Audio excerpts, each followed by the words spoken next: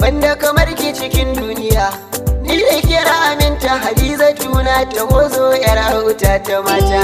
Sanda farar aniya, banda kamar ka cikin duniya, ni da kai na aminta ka cikar zana kai ne hasken rayuwata. Sanda farar aniya, banda kamar ki cikin duniya, ni da kira aminta Hadiza tuna ta gozo yar auta ta mata.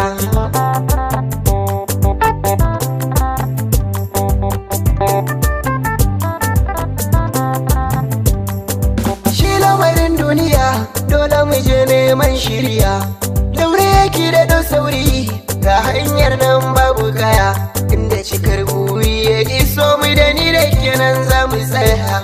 Tafiya inda da gwani ya cikin ta sam ai ba gajiya, abinda ni da har na sani in na yi batan kai na tambaya, shi lamarin duniya haka ne ya komai cikinsa akwai aniya.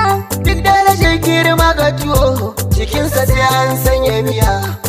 Kwarai zancen haka ne don haka ne ɗauro ɗamara.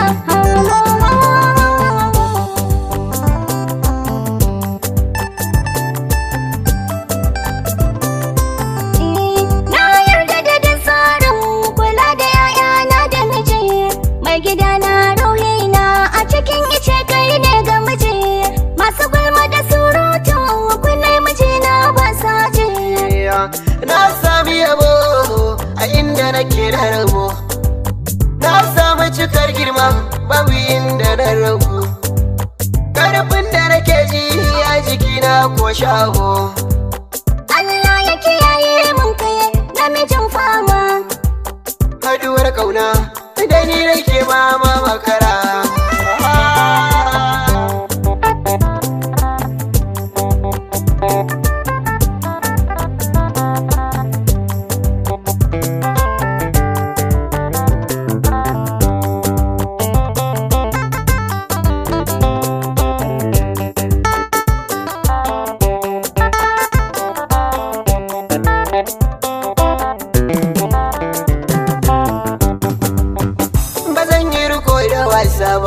Ba zan ki na kai ki cancan ba, ba dai na saka ki kuka ba, ba zan ki rike ki gangan ba.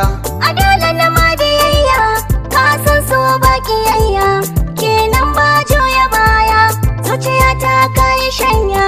Na aminta da kauna, ke ce mai share mun hawaye na, da rai da rabo, sai ki zama uwar yaya.